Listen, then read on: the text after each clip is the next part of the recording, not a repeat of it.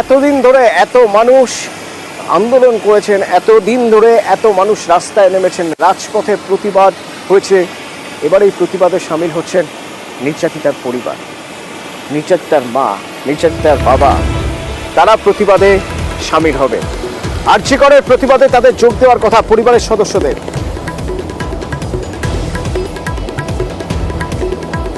পরিবারের লোক যাবে, পরিবারের লোক যাবে, আর পরিবারের লোক আপনি আপনার সেটা পরিবারের লোক করা হয়নি আমাদের পরিবারের লোক। আমাদের কখন যাব ঠিক হয়নি, আপনি যাবেন গেলে তো জানতেই পারবেন আপনারা। আরজি করেই যাবো আমরা। থেকে যাবেন, কখন যাবেন এটা কালকে যাবেন, কালকে যাবেন।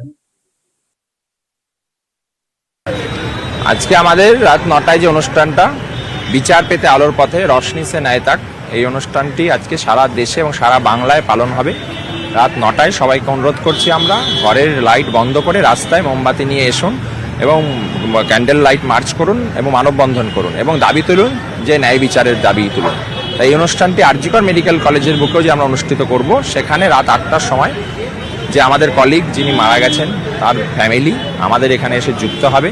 আমাদের মনোবল তাতে আরও বাড়বে এবং রাত 9টায় আমাদের এই অনুষ্ঠানটি এখানে সূচনা তারা করবে।